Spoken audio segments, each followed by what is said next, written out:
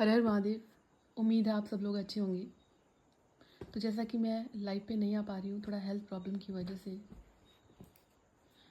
मैंने सोचा था कि मैं आऊँगी, लेकिन अभी मुझे लगता है कि शायद वो मेरी हेल्थ मुझे अलाउ नहीं कर रही है कि मैं लाइव पे आऊँ और रीडिंग करूँ। तो मैंने सोचा कि चलो आज एक फिर से वीडियो बनाती हूँ आप लोगों के लिए, क्योंकि क्या है ना, एक छोटी सी गाइडेंस भी कई बार बहुत बड़ी ब्लॉकेज को ख़त्म करने के लिए ज़रूरी होती है। ठीक है, तो जैसा आज सेम टॉपिक रहेगा, इनर वर्क और हीलिंग।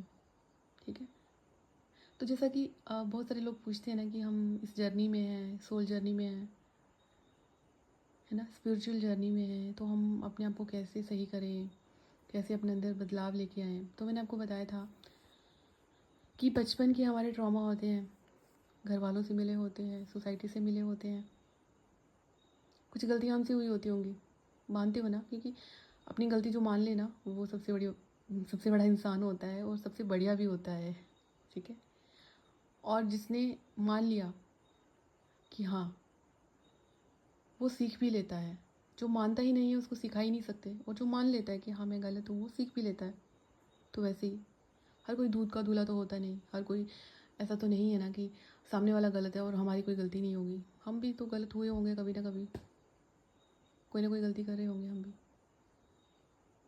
और सबसे बड़ी गलती हम ये भी कर रहे होते हैं कि हम देखा देखी चलते हैं सबको,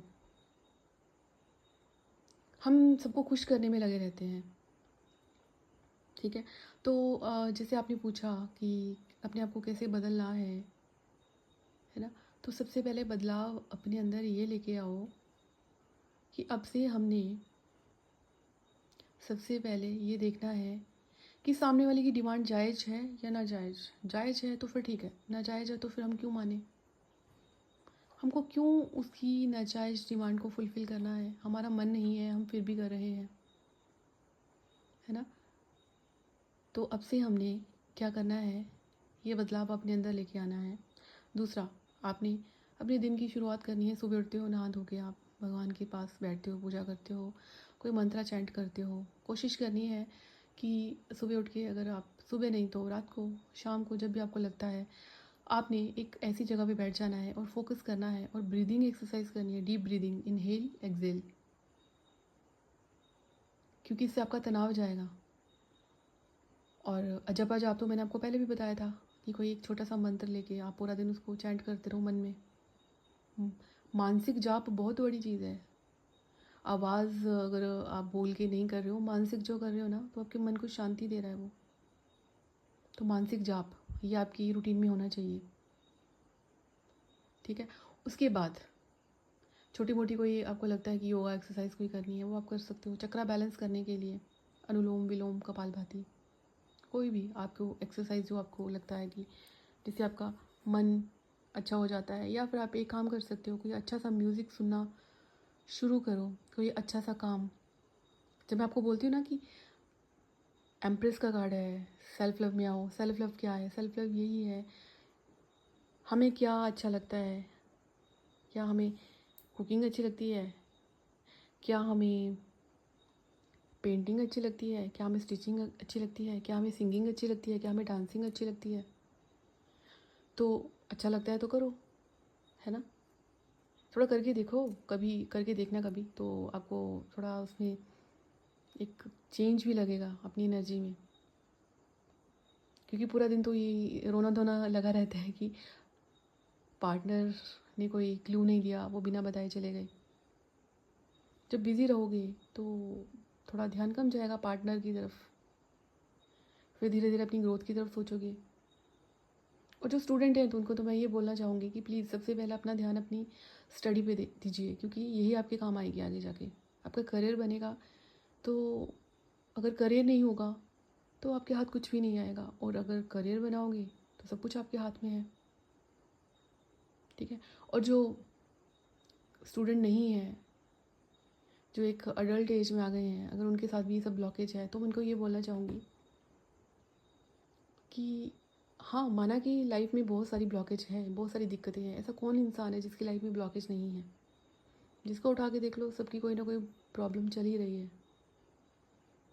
बट मैटर करता है कि उस प्रॉब्लम से निकलना कैसे है रास्ता ढूंढना है, बिज़ी रखना है खुद को। बिज़ी रहोगे तो मन जो है वो भटकना बंद कर देगा और वो फालतू के ख्याल नहीं आएंगे कि उसने ऐसा कर दिया, उसने वैसा कर दिया, और मेरे को क्या करना है, अपने अंदर क्या बदलाव लेके आना है, आप वो सोचना शुरू कर दोगे। तो ये भी इनर वर्क में आता है। ठीक है, इनर वर्क का मतलब यही नहीं होता कि आपको कोई बहुत बड़ी कोई प्रेयर उठा लेनी है, कोई उसके अकॉर्डिंग आपको करना है। अगर आपका मन शांत नहीं होगा तो वो प्रार्थनाएं भी क्या काम आएंगी आपकी, या कोई वीडियोस भी क्या काम आएंगे। बट मन को शांत करने के लिए मन को थोड़ा सा मैनिपुलेट करना पड़ेगा, कहीं अपने आप को बिज़ी रखे। ठीक है, और बिज़ी कैसे रह सकते हो, जो आपको काम अच्छा लगता है वो करने के लिए, वो करोगे तो आप बिज़ी रहोगे। काम में मन लग गया तो थोड़ा ध्यान भी हटेगा। ठीक है, बहुत सारी चीज़ें निकल जाएंगी दिमाग से। अजब अजब करोगे तो किसी को कोसने का मन भी नहीं करेगा, है ना।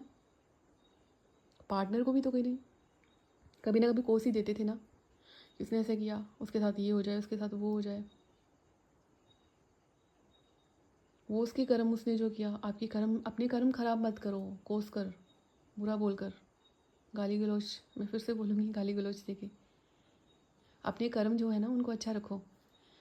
आप अच्छे हो, सामने वाला ज़रूरी नहीं है कि वो, उसकी भी परवरिश वैसी हुई है, उसके संस्कार वैसे हैं। कुछ संस्कार होते हैं अपने अंदर से ही, कुछ होते हैं वो घर के माहौल की वजह से। तो क्या पता उसके संस्कार वैसे नहीं थे, तो उसने उस तरह से आपके साथ टैकल नहीं किया, उस तरह से डील नहीं किया। आप तो अच्छे हो ना, आप क्यों किसी को कोसोगे। तो अब से अपने आप को, आपने एक कसम खानी है कि अब हम अपने आप को बिज़ी रखेंगे, अपने काम पे ध्यान देंगे, पार्टनर को छोड़ेंगे थोड़े टाइम के लिए कि ठीक है, वैसे भी तो वो नहीं आ रहा।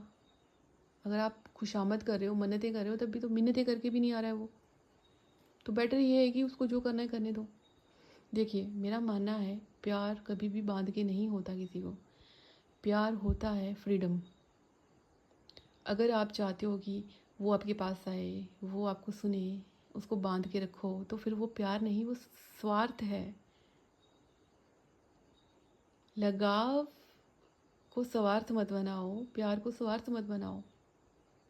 अटैचमेंट से निकलो, डिटैचमेंट की तरफ आओ। आपका प्यार अनकंडीशनल होना चाहिए, और उसको बोलो कि तू उड़, जितना उड़ना है तू उड़। ठीक है, ना कोसना है, ना बुरा बोलना है। आई होप आपको थोड़ी सी बात मेरी समझ आई हो। अपना ध्यान रखिए। हर हर महादेव।